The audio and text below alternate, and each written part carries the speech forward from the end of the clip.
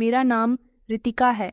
मैंने जब आंख खोली तो मैंने एक ऐसे परिवार में जन्म लिया था जहां मुझे मल्लिकाओं की तरह रखा जाता था। मेरे पिता बहुत अमीर आदमी थे। हमारे गांव की बहुत सारी जमीनें उनके पास थीं।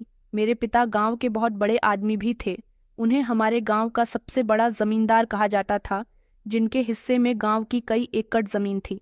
मेरे पिता हमारे गांव के खानदानी और अमीर आदमी थे और मैं उनकी इकलौती बेटी थी। मेरे माता पिता मुझसे बहुत प्यार करते थे। वो मुझे अपना बेटा समझते थे, क्योंकि ऊपर वाले ने उन्हें मेरे बाद किसी दूसरी औलाद का सुख नहीं दिया था।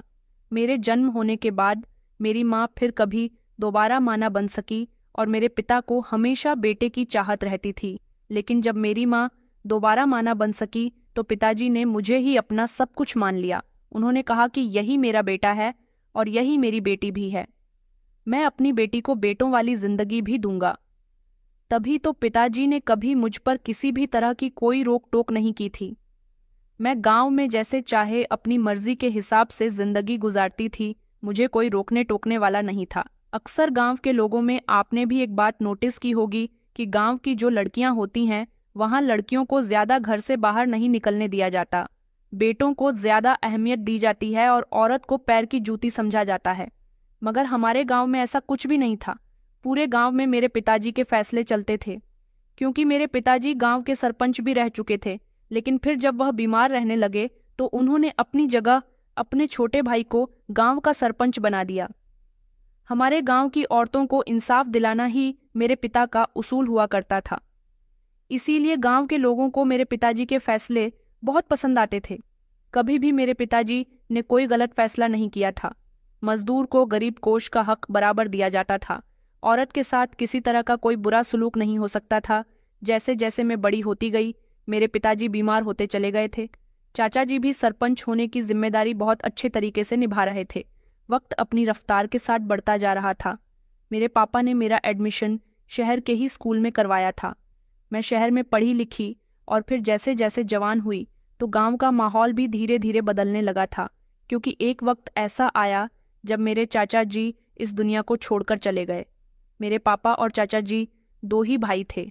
दोनों भाइयों में आपस में बहुत मोहब्बत थी। चाचा जी कुंवारे थे, उनका रिश्ता हो गया था, उनकी शादी होने वाली थी। लेकिन चाचा जी के इस दुनिया से जाने पर सब कुछ धरा का धरा रह गया था।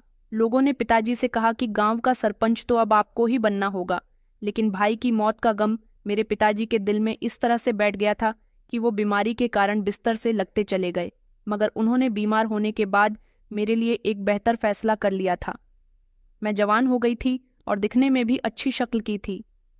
मेरे पिताजी जानते थे कि मैं शहर की पढ़ी लिखी लड़की हूँ और मैं हाई एजुकेटेड हूँ, इसलिए उन्होंने मेरा रिश्ता शहर के ही एक लड़के के साथ तय कर दिया था। जिस लड़के के साथ मेरे पिताजी ने मेरा रिश्ता तय किया था, वो लड़का शहर की बड़ी बड़ी फैक्ट्रियों का मालिक था। बीमार होने के बाद मेरे पिताजी ने अपना सब कुछ मेरे नाम कर दिया। पिताजी मेरे चाचा जी को अपना छोटा बेटा मानते थे, इसलिए वो अपनी जायदाद में भी दो हिस्से करना चाहते थे। एक हिस्सा उनकी अपनी बेटी का और दूसरा हिस्सा उनके छोटे भाई का, ताकि उनके मरने के बाद ना तो उनकी बेटी को परेशानी हो और ना ही उनके भाई को। हम दोनों चाचा भतीजी मेरे पिताजी की जायदाद के हकदार थे, लेकिन अब चाचा जी भी नहीं रहे थे, इसलिए सब कुछ पिताजी ने मेरे नाम कर दिया था। मेरी माँ अभी जिंदा थी, लेकिन उन्हें भी हमेशा पिताजी की फिक्र सताती रहती थी। मेरी माँ पढ़ी लिखी नहीं थी, इसलिए बहुत भोली भाली और सीधी सादी औरत थी। मैं पिताजी से बहुत प्यार करती थी, इसलिए उन्हें खुद शहर के अस्पताल इलाज के लिए लेकर जाती थी। मगर एक वक्त ऐसा आया कि पिताजी का इलाज भी उन पर कोई असर न कर सका और वो हम सबको छोड़कर चले गए। अब पिताजी के मर जाने पर गांव में कोई सरपंच ऐसा न आ सका था जिसने कोई अच्छा फैसला किया हो। वक्त बढ़ता जा रहा था, इसलिए गांव वाले अपने फैसले खुद ही करने लगे थे। फिर मेरी शादी का वक्त आया, जिसमें ना तो मेरे चाचा जी शामिल थे और ना ही मेरे पिताजी। मेरी माँ ने अकेले ही मुझे विदा कर दिया था। मेरे पिताजी की मौत ने मुझे तोड़कर रख दिया था, मगर होनी को कौन टाल सकता है। कानूनी तौर पर मेरे पिताजी की सारी जायदाद मेरी माँ के मरने के बाद मेरी हो जानी थी। मुझे सबकी वैसे भी कोई ज़रूरत नहीं थी, क्योंकि जिस घर में मेरी शादी हुई थी वहाँ मेरा पति भी अकेला ही था, क्योंकि मेरे पति के माता पिता बचपन में ही उसे छोड़कर चले गए थे। उसकी एक ही बहन थी और अपनी बहन की शादी उसने विदेश में कर दी थी। उसकी बहन की जायदाद का हिस्सा वो पहले ही उसे दे चुका था। मेरे पति की बहुत सारी फैक्ट्रियां चल रही थीं। वो एक करोड़पति इंसान था। मेरे पिता के साथ मेरे पति का कारोबारी मेलजोल था, इसलिए मेरे पिता ने मेरी शादी उनके साथ करवाई थी। अपनी माँ को अकेले ही छोड़कर मैं ससुराल आ गई थी। हमारा गांव बहुत अच्छा था। गांव के सभी लोग एक दूसरे का बहुत ख्याल रखने वाले लोग थे और मेरी माँ तो उस गांव के सरपंच की पत्नी थी, इसलिए गांव के सारे ही लोग मेरी माँ की बहुत इज्जत किया करते थे। यही वजह थी कि मुझे अपनी माँ की ज्यादा परवाह नहीं होती थी, लेकिन मेरी बात उनसे होती रहती थी। मेरे पति अनुराग सक्सेना मुझे बहुत प्यार करने वाले थे। शादी के बाद उन्होंने मुझे बेहद मोहब्बत और प्यार दिया था। उनका बहुत बड़ा घर था। उनकी दौलत देखकर मुझे कोई हैरानी नहीं हुई थी, क्योंकि मैं खुद भी गांव के बहुत बड़े जमींदार और अमीर कबीर इंसान की बेटी थी। मेरे पिता अपना कारोबार संभाले थे और मैं घर में जो मनचाहा वो करती रहती थी। घर में बहुत सारे नौकर चाकर काम करते थे। जब मेरा मन करता, मैं ड्राइवर के साथ गाड़ी में बैठकर अपने मायके चली आती थी और काफ़ी समय अपनी माँ के साथ बिताया करती थी। मेरे पति को मेरे कहीं भी आने जाने से कोई ऐतराज़ नहीं था।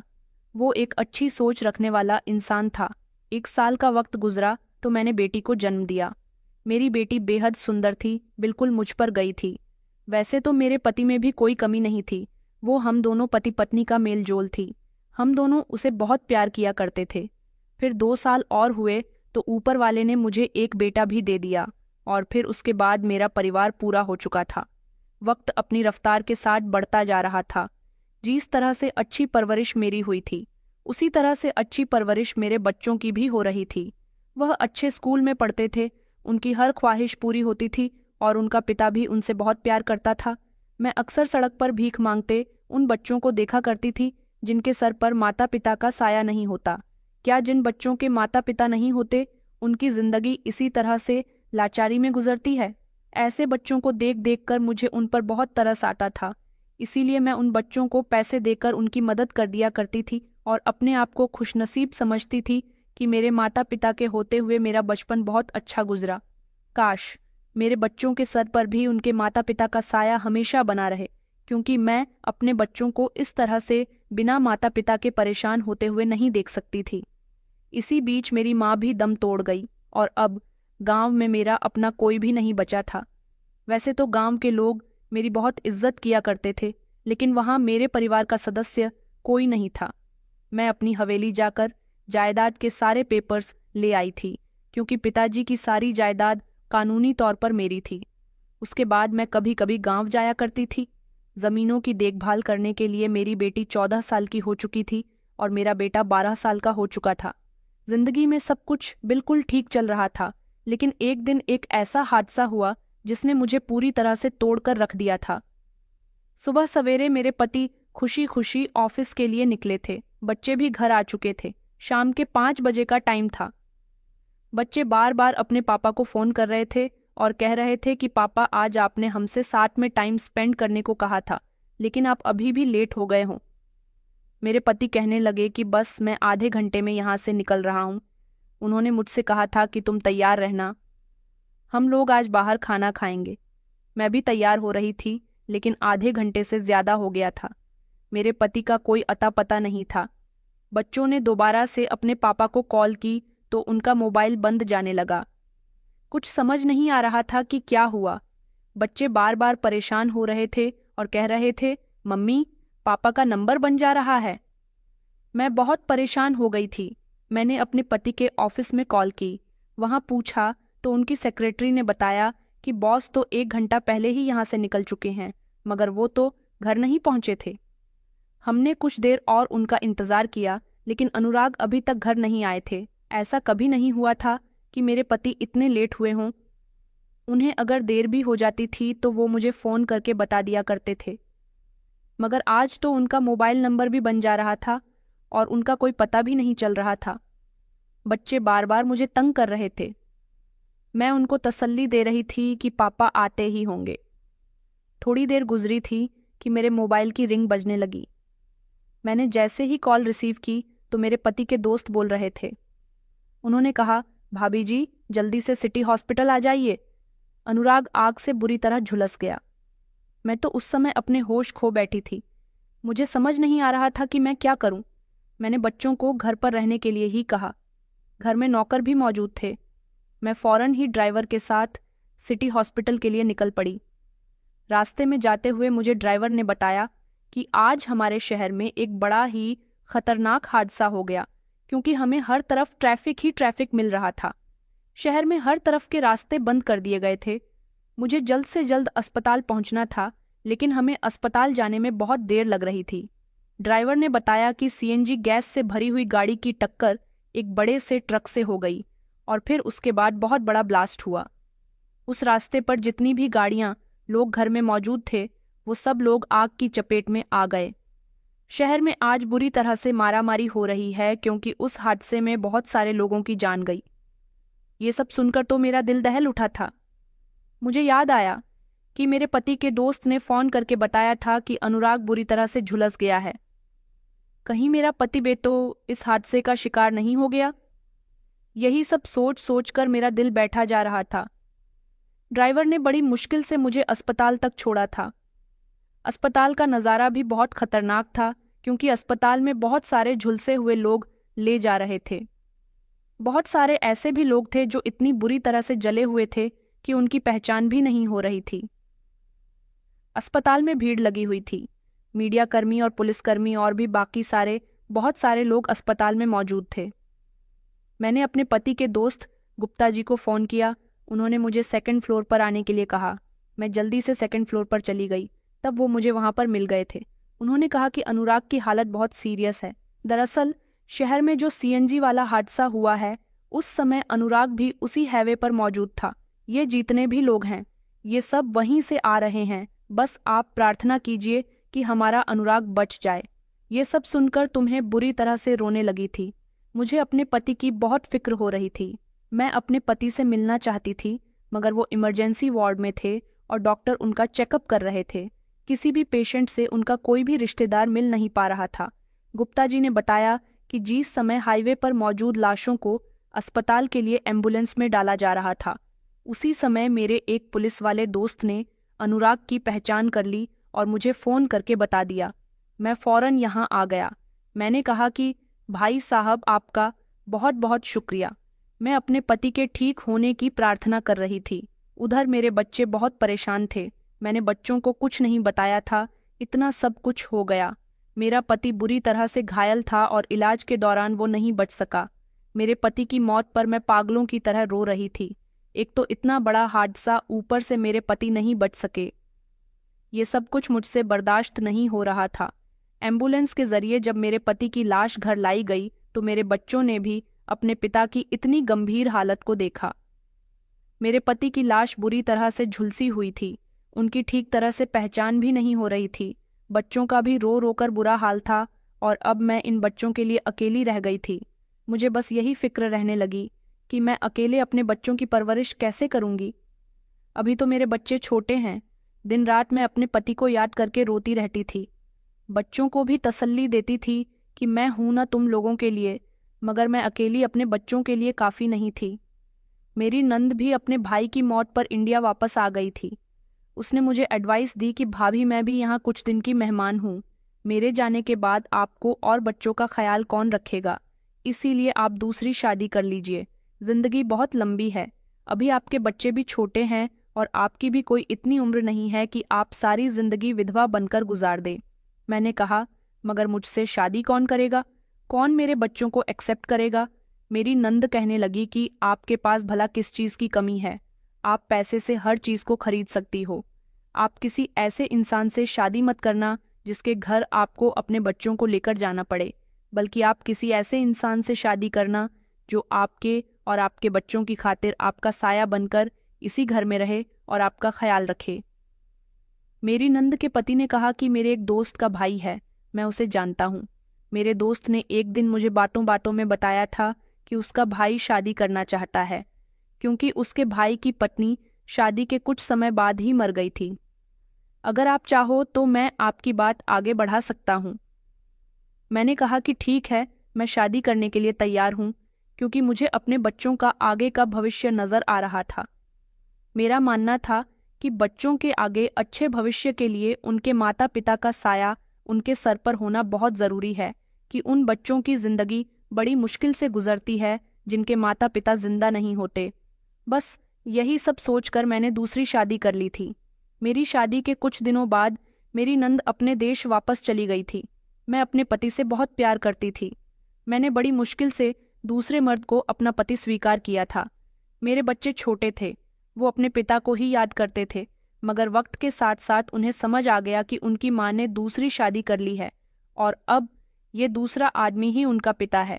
शुरू शुरू में तो मेरे दूसरे पति के साथ मेरी जिंदगी बिल्कुल सही गुजरती रही, क्योंकि वो एक मिडिल क्लास परिवार का इंसान था। लेकिन जैसे जैसे उसकी आंखों के सामने मेरी जायदाद की सच्चाई आने लगी, वैसे वैसे ही उसकी आंखों में लालच उतरने लगा और वो हमेशा मुझसे मेरी जायदाद की ही बातें करता रहता था। वो ये बात तो अच्छे से जानता था कि मैं जिस इंसान की पत्नी हूँ वो शहर का एक सबसे अमीर इंसान था, और फिर जब ये बात भी मेरे पति को पता चली कि मेरे पिता की जायदाद की भी मैं इकलौती वारिस हूँ, ये सब जानकर वो बेकाबू हो गया था। और बस फिर उस दिन के बाद से ही वो मेरी जायदाद अपने नाम करवाने की कोशिश करता रहता था। मगर मैं जान गई थी कि वो लालची इंसान है, इसीलिए मैंने उसकी नीयत को परख लिया था और मैं कभी भी अपनी जायदाद उसके हवाले नहीं कर सकती थी। ना तो वो जो मेरे पति की मेहनत की कमाई की जायदाद थी और ना ही वो जो मेरे पिता की खानदानी जायदाद थी। मैंने अपने मायके की प्रॉपर्टी के पेपर्स और अपनी ससुराल के प्रॉपर्टी के पेपर्स और अपना जितना भी बैंक बैलेंस था वो सब कुछ अपने पति से छुपा कर रखा था। सारे प्रॉपर्टी के पेपर्स मैंने अपनी एक दोस्त के पति को दे दिए थे, जो कि एक वकील थे, क्योंकि वो पेपर्स मैं घर में नहीं रख सकती थी। मेरा पति राजेश घर में ही रहता था। ये बात जब मेरे दोस्त के पति अखिल को पता चली कि मेरा दूसरा पति राजेश एक लालची इंसान है और वो मेरी सारी जायदाद अपने नाम करना चाहता है, ये सब सुनकर अखिल जी ने कहा कि आप अपनी सारी जायदाद अपने दोनों बच्चों के नाम कर दीजिए, ताकि आपके मरने के बाद आपकी जायदाद में से कुछ भी आपके पति का न रहे और आपकी जायदाद आपके बच्चों के पास पहुंच जाए। पहले ही आप अगर वसीयत कर देंगी तो आपका दूसरा पति आपका और आपके बच्चों का कुछ भी नहीं बिगाड़ सकेगा और आपकी जायदाद भी सही हाथों में पहुंच जाएगी। मैंने चोरी चुपके इस काम को अंजाम दे दिया था और अपने जीते जी ही वसीयत कर दी थी कि मेरे जीते जी मेरी सारी जायदाद मेरी है और मेरे मरने के बाद मेरी सारी जायदाद मेरे दोनों बच्चों की है। वसीयतनामा करने के बाद मुझे कुछ सुकून मिल गया था, मगर मेरा पति अभी भी सुकून से नहीं बैठ रहा था। वो मुझे दिन रात मारा करता था। उसका ख्वाब तो मेरे बच्चों के दिल में ही बैठा हुआ था। मुझे लगता था कि मैं दूसरी शादी कर लूंगी तो मेरे बच्चों को पिता का प्यार दोबारा से मिल जाएगा, लेकिन उसने तो कभी मेरे बच्चों को प्यार से देखा भी नहीं था। हमेशा वो मेरे बच्चों के साथ डांट डपट करता रहता था। मेरे दोनों ही बच्चे बहुत सीधे थे। सबसे ज्यादा सीधी थी मेरी बेटी, जो बिल्कुल अपनी नानी पर गई थी, जिसके अंदर रत्ती भर भी चालाकी नहीं थी, लेकिन मेरा बेटा बहुत बहादुर था। वक्त के साथ साथ मेरे दोनों बच्चे जवान हो गए। उनकी पढ़ाई भी पूरी हो गई थी। मेरा बेटा अब अपने पिता का बिजनेस संभालने लगा था। राजेश अभी भी वहीं का वहीं था। ये सब कुछ उसका ही था, मगर उसके देखने का नजरिया बहुत गलत था।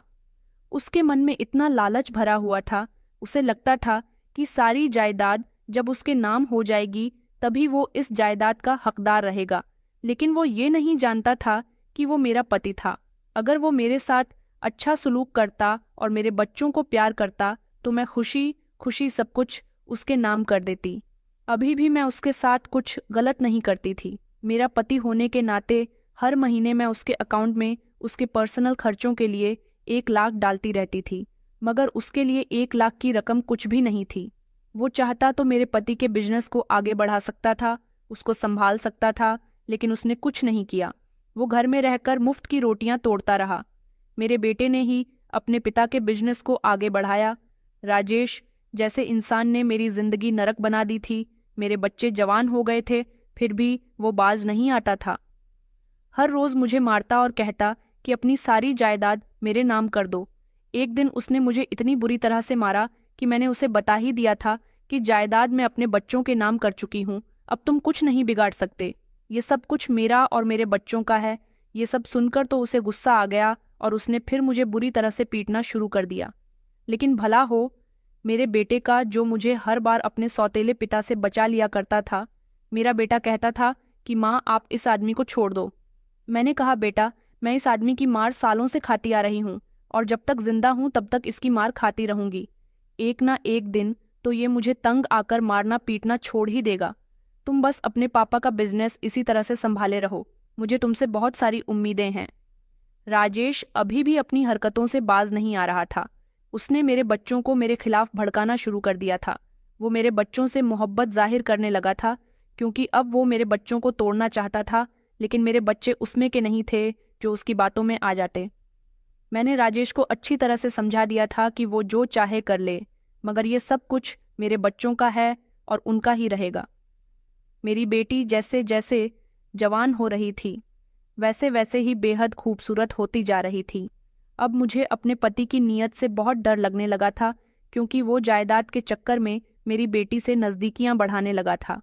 वो ये बात बहुत अच्छे से जानता था कि मेरा बेटा तो चालाक है, मगर मेरी बेटी बहुत सीधी थी। उसने मेरे बेटे से कई बार कहा था कि तुम्हारी माँ तुमसे प्यार नहीं करती।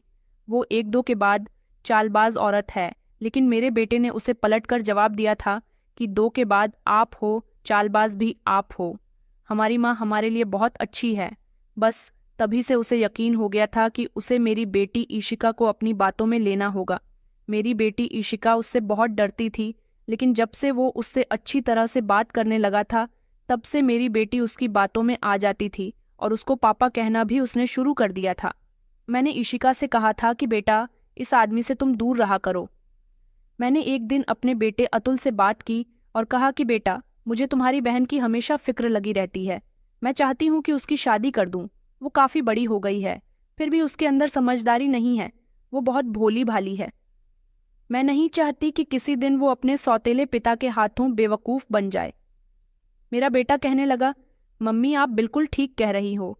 मैं बहन के लिए कोई अच्छा सा रिश्ता तलाश करता हूँ। वैसे भी मेरी बेटी की अब शादी की उम्र थी।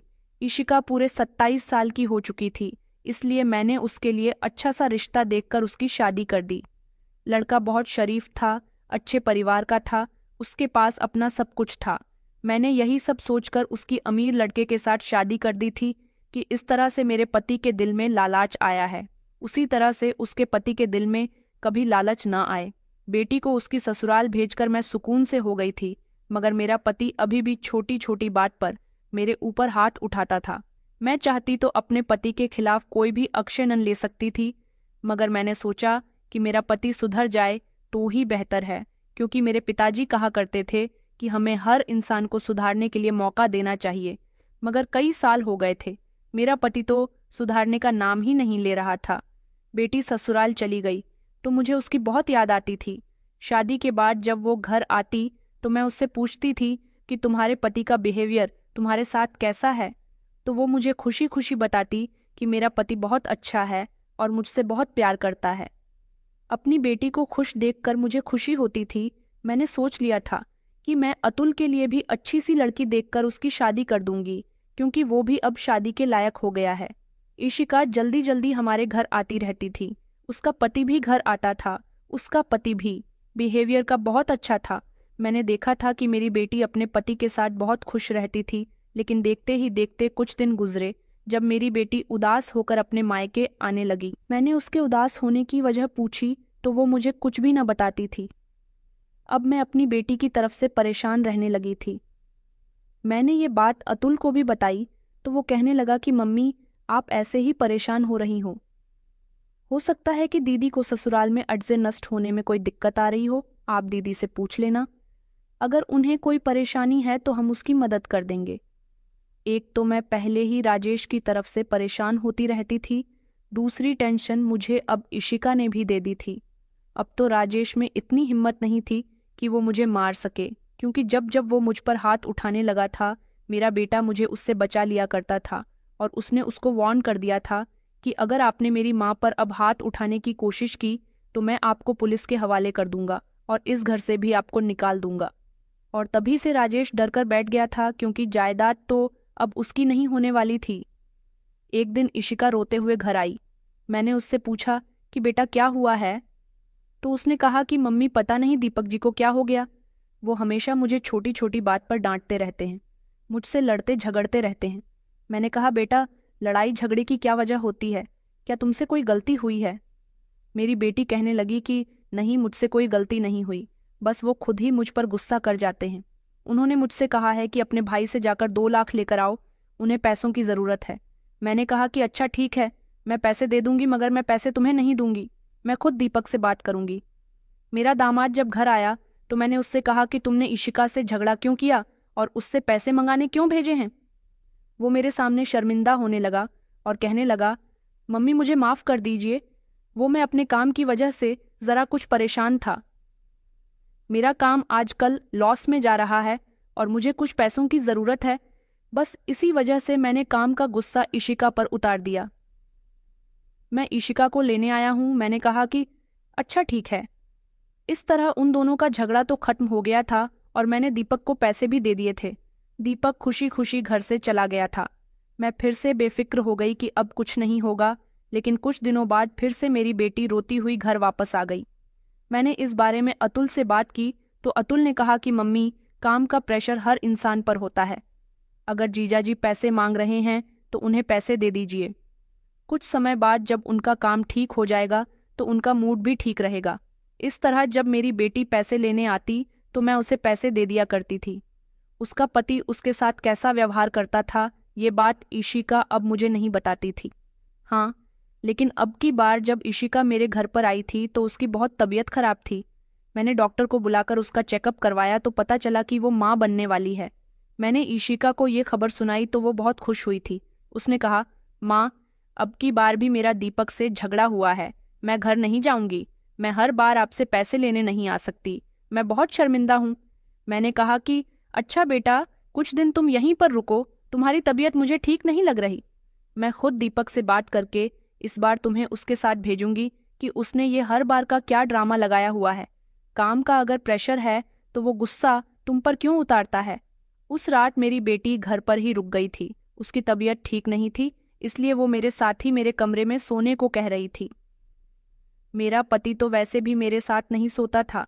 इशिका मेरे साथ मेरे कमरे में ही मौजूद थी। जब मेरे कमरे का दरवाज़ा बजने लगा, मैंने जैसे ही दरवाज़ा खोला तो दरवाजे पर राजेश खड़ा हुआ था।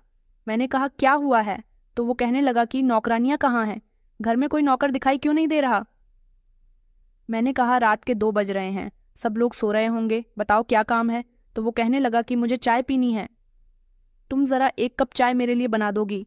मैंने कहा कि अच्छा ठीक है, अभी थोड़ी देर में लेकर आती हूँ। मेरा पति वहाँ से जा चुका था। इशिका कहने लगी कि मम्मी क्या हुआ है?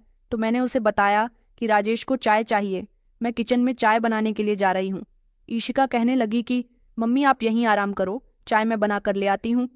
मैंने कहा, बेटा तुम आराम करो। तो वो कहने लगी कि नहीं मम्मी, सुबह से आराम कर करके मैं थक गई हूँ, थोड़े से हाथ पैर चलेंगे तो बेहतर महसूस होगा। उसकी बात सुनकर मैं बिस्तर पर लेट गई थी और वो किचन में चाय बनाने के लिए चली गई थी। बिस्तर पर लेटने के बाद मेरी आंख लग गई, लेकिन जब मेरी आंख खुली तो सुबह का समय हो रहा था। मैंने जैसे ही अपने बराबर में बिस्तर पर देखा तो इशिका वहां पर मौजूद नहीं थी। मुझे लगा कि वो किसी काम से कमरे से बाहर गई हुई होगी, मगर काफ़ी देर हो गई थी। वो कमरे में आई ही नहीं तो मैं खुद ही उठ गई। वैसे भी मेरे उठने का टाइम हो गया था। मैं जैसे ही उठकर कमरे से बाहर गई तो राजेश बाहर ही टहल रहा था। मुझे देखकर वो चौंक गया और कहने लगा, तुम कहाँ थी? मैंने कहा, मैं कहाँ हो सकती हूँ, मैं तो सो रही थी। तुम मुझे ये बताओ, इशिका कहाँ है? वो कहने लगा, इशिका अपने कमरे में होगी। मैंने कहा, इशिका रात को मेरे साथ ही सोई थी, पता नहीं वो कहाँ है, मैं उसके कमरे में देख कर आती हूँ। मेरा पति वहां पर इसी तरह से शौक खड़ा रह गया था। जबकि मैं इशिका को देखने के लिए उसके कमरे में गई तो उसका कमरा खाली पड़ा हुआ था। मैंने अतुल से भी उसके बारे में पूछा तो अतुल कहने लगा कि मम्मी, इशिका तो यहाँ पर नहीं है, पूरे घर में मैं इशिका को ढूंढ चुकी थी। मेरे पति के चेहरे पर मुझे अजीब सी हवाइयाँ नजर आ रही थीं। वो भी इशिका के लिए परेशान हो रहा था। मैं इशिका के लिए फिक्रमंद होने लगी तो अतुल ने मुझसे कहा कि मम्मी, आपको परेशान होने की ज़रूरत नहीं है, मैं अभी जीजाजी को फ़ोन करके पूछता हूँ कि कहीं इशिका उनकी तरफ तो नहीं चली गई। अगर वो वहाँ चली गई तो उसे हमें बताकर जाना चाहिए था। मैंने कहा, बेटा उसकी तबीयत ठीक नहीं है, जल्द से जल्द उसके बारे में पता करो। अतुल ने जैसे ही दीपक को फोन करके बताया कि यहाँ पर ईशिका नहीं है, क्या वो उसके घर चली गई? ये बात सुनकर दीपक परेशान हो गया था। वो थोड़ी देर बाद हमारे घर पर आ गया और ईशिका को इधर उधर ढूंढने लगा। कहने लगा, आखिर ईशिका कहाँ गई थी? आप लोगों को उसका ध्यान रखना चाहिए था। आपने उसके साथ लापरवाही कैसे कर दी? मगर एक अजीब बात मैंने दीपक में नोटिस की थी। वो मुझे देख देख कर बड़ा ही परेशान हो रहा था और मुझे अजीब सी नज़रों से देख रहा था। मैं और मेरा बेटा ईशिका को ढूंढने में लगे हुए थे। कभी किसी को फ़ोन करते तो कभी किसी को फ़ोन कर रहे थे। मगर मैंने नोटिस किया कि दीपक और राजेश आपस में कुछ बातें कर रहे थे, कुछ ऐसी बातें जिनकी समझ मुझे नहीं आ रही थी। मैंने बताया कि मुझे इतना याद है, रात को जब राजेश मेरे कमरे में चाय का कहने के लिए आए थे, तब ईशिका चाय बनाने के लिए किचन में चली गई थी। उसने मुझे चाय बनाने से इनकार कर दिया था और फिर मैं बिस्तर पर लेट गई। मुझे गहरी नींद आ गई। मुझे पता ही नहीं चला कि ईशिका कहाँ गई, वो किचन से चाय बनाकर आई भी या नहीं। मैं तो अपनी बेटी के लिए रोने लगी थी और रो रो कर दीपक और अतुल से कह रही थी कि बेटा, उसे कहीं से भी तलाश करके लाओ, उसकी तबीयत ठीक नहीं है, वो माँ बनने वाली है। यह खबर जैसे ही दीपक ने सुनी, वो चौंक गया था, जैसे उसको इस बात पर यकीन नहीं आ रहा हो। वो उसी समय उसको ढूंढने के लिए निकल पड़ा था। वो तो ऐसी पागलों की तरह रिएक्ट कर रहा था जैसे उसको मेरी बेटी से बहुत ज्यादा मोहब्बत थी।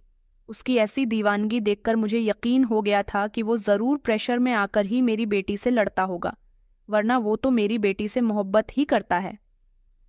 मेरा बेटा अतुल भी उसे ढूंढ ढूंढ कर परेशान हो गया था, मगर वो कहीं नहीं मिल रही थी।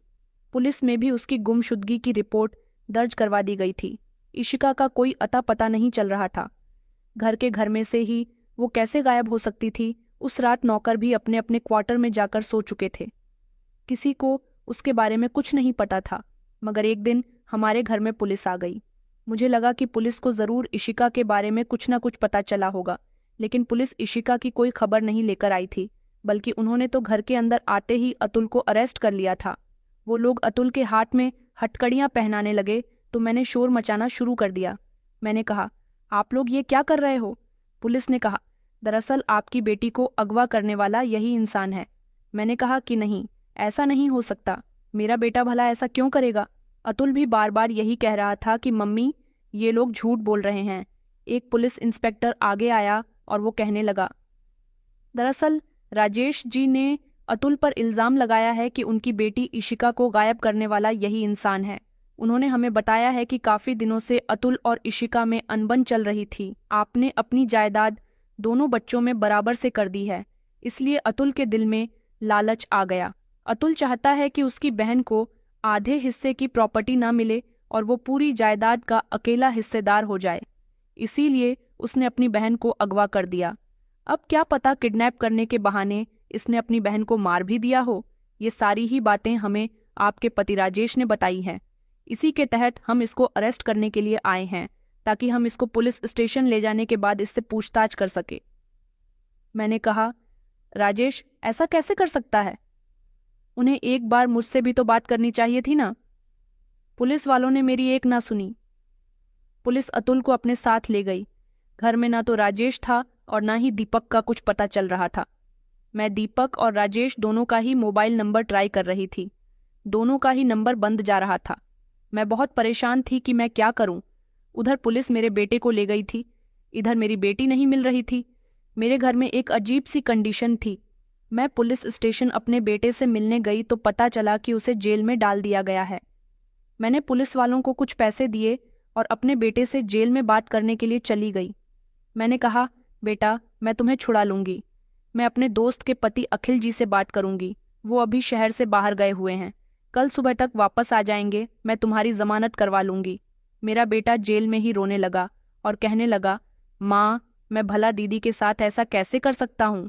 उस रात तो मैं भी घर में ही मौजूद था और राजेश अंकल को क्या ज़रूरत थी पुलिस को मेरे बारे में गलत बातें बताने की? मुझे तो ऐसा लगता है कि हमारी इशिका दीदी के गायब होने में भी राजेश अंकल और दीपक जीजा जी का ही हाथ है।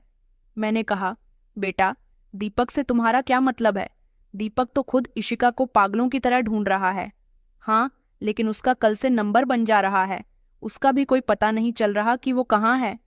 मेरा बेटा कहने लगा, मम्मी ऐसा तो नहीं कि राजेश अंकल और दीपक जीजा जी आपस में मिले हुए हों। मैंने कहा, तुम्हारा क्या मतलब है? तो वो कहने लगा, जिस तरह पिछले कई दिनों से इशिका दीदी बार बार अपनी ससुराल से हमारे घर पर आ जाती थीं, उनका अपने पति से झगड़ा हुआ करता था। कहीं ऐसा तो नहीं कि दीपक जीजाजी ने ही उसे गायब करवाया हो? मैंने कहा, बेटा तुम फिक्र मत करो, मैं इस बात की तह तक पहुंचकर रहूंगी और सुबह तक तुम्हें जेल से छुड़ा भी लूंगी। मेरा परिवार पूरी तरह से बिखर चुका था। न तो दीपक का कुछ पता था और न ही राजेश का। मैंने पुलिस को राजेश और दीपक के बारे में सब कुछ बता दिया था। पुलिस ने दीपक की लोकेशन चेक की तो पता चला कि दीपक ये शहर छोड़कर जा चुका है। मैं चौंक गई थी कि दीपक शहर छोड़कर कैसे जा सकता है। इस समय उसकी पत्नी गायब है और वो शहर छोड़कर चला गया, जबकि राजेश का कोई पता नहीं चल रहा था। मैंने कहा, आप लोगों ने मेरे बेटे को बिना किसी सबूत और गवाह के ही अरेस्ट कर लिया। मेरी दोस्त के पति अखिल जी ने मेरे बेटे को रिहा करवा दिया था और अब पुलिस ने दीपक और राजेश का पता लगाना शुरू कर दिया था कि आखिर ऐसे मौके पर वो दोनों कहाँ भाग गए थे। पुलिस ने जैसे तैसे दीपक को तो पकड़ लिया था। पुलिस जब दीपक को पकड़कर लाई और उससे पूछा गया कि आखिर तुम कहाँ गायब हो गए थे, दीपक बहुत ज्यादा शर्मिंदगी महसूस कर रहा था। पुलिस ने जब उस पर सख्ती की और उससे कहा कि जरूर तुम्हें अपनी पत्नी के बारे में कुछ पता है, जो भी पता है हमें बताओ। कहीं ऐसा तो नहीं कि तुमने ही अपनी पत्नी को अगवा किया हो? तभी तो तुम पुलिस के डर के मारे भाग गए। दीपक उसी समय रोने लगा। उसने मेरे और अतुल के आगे हाथ जोड़े और कहने लगा, हाँ, मैं पुलिस के डर के मारे यहाँ से भाग गया था। ये बात सुनकर मेरे पैरों तले से जमीन निकल गई थी। मैंने कहा, ये तुम क्या कह रहे हो? आखिर बात क्या है? मेरी बेटी कहाँ है? मुझे मेरी बेटी चाहिए। वो रोने लगा और कहने लगा कि मुझे माफ करना मम्मी जी, दरअसल इशिका से शादी करने के बाद मैं उसके साथ बहुत खुश था।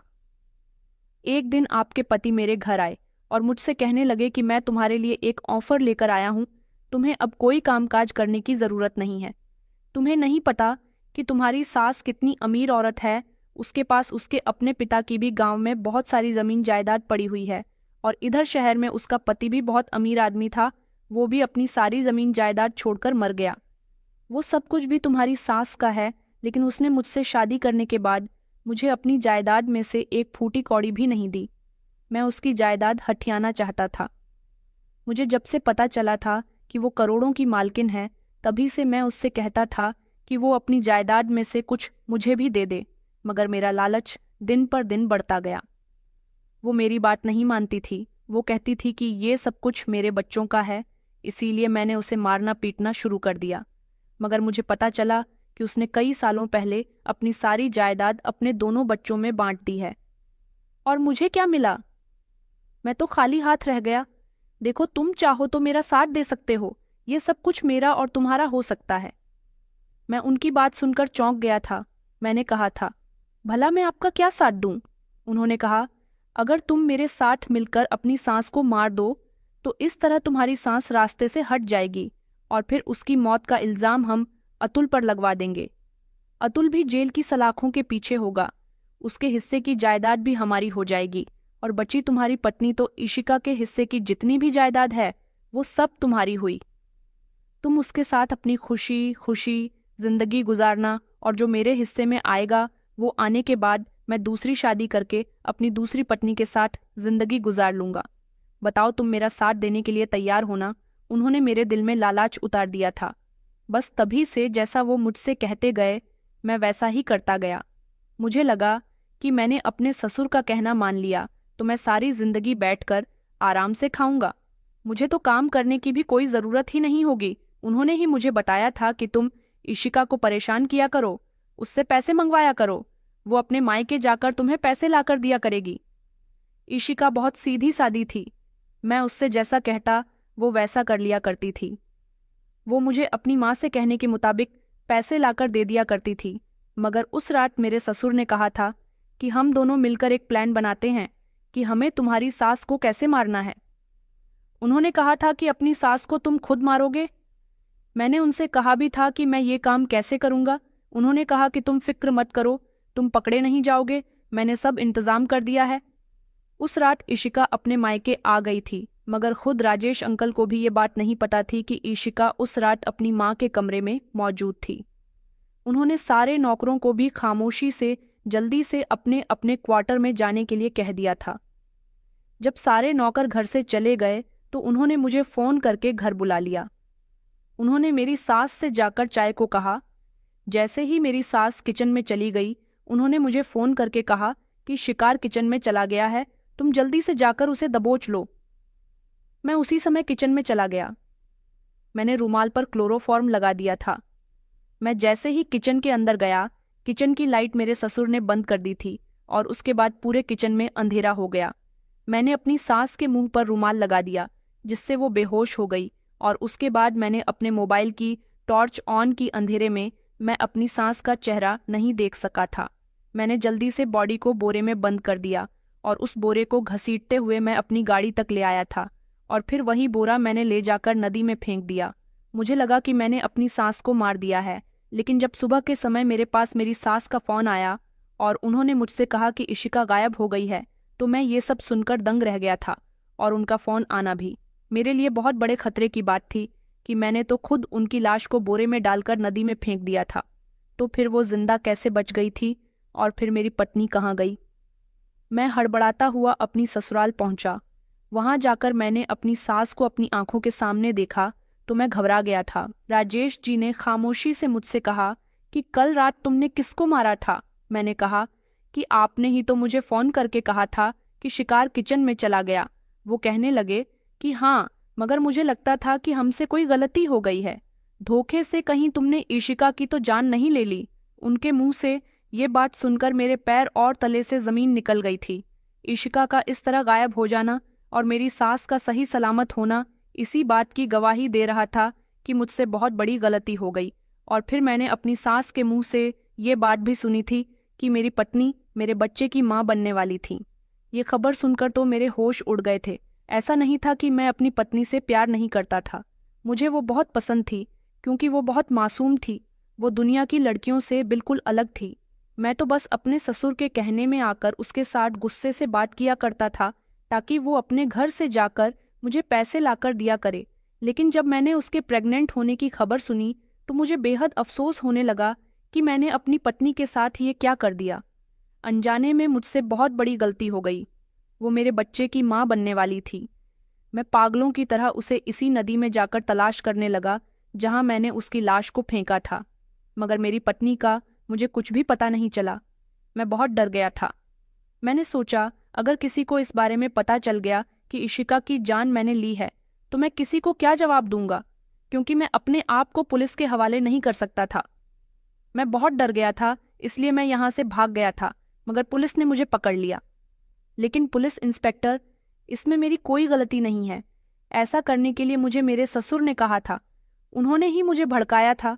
दीपक के मुंह से ये बात सुनकर हम सब लोगों के होश उड़ गए थे। मेरे बेटे ने तो दीपक का गिरेबान पकड़ लिया था, उसके मुंह पर 2-3 थप्पड़ भी मार दिए थे। अब वो राजेश को ढूंढने को कह रहा था। उसने कहा था कि मैं उस आदमी को छोड़ूंगा नहीं जिसने मेरी माँ को जान से मरवाने की कोशिश की। उसके लालच ने मेरी बहन की जान ले ली। पुलिस ने अतुल को भरोसा दिलाया कि वो इशिका की तलाश जारी रखेंगे और राजेश को भी ढूंढ निकालेंगे, क्योंकि दीपक ने इशिका का कत्ल नहीं किया था, बल्कि उसको जिंदा ही बोरे में बंद करके उसकी बॉडी को नदी में फेंक दिया था। पुलिस ने नदी में इशिका को तलाश करना शुरू कर दिया और उधर आसपास के गांवों में भी उसे तलाश किया कि कहीं किसी ने तो किसी संदिग्ध बोरे को देखा होगा या फिर उनको किसी लड़की की लाश मिली होगी। उधर पुलिस राजेश को भी तलाश कर रही थी, क्योंकि राजेश का कोई अता पता नहीं चल रहा था। कुछ दिन इसी तरह से गुजर गए जब पुलिस ने हमें खबर जाकर सुनाई। पुलिस ने बताया कि आपकी बेटी का पता चल गया है, क्योंकि पुलिस हमारे पास हमारी बेटी को ले आई थी। इशिका को अपनी आंखों के सामने सही सलामत देखकर मेरी आंखें नम हो गई थीं। मैंने झट से उसे गले लगा लिया। मेरा बेटा भी रोने लगा था।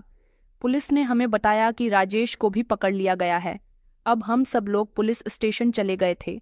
वहां जाकर पता चला कि राजेश हिंदुस्तान छोड़कर भाग गया था। उसे दूसरी कंट्री से पकड़ा गया है।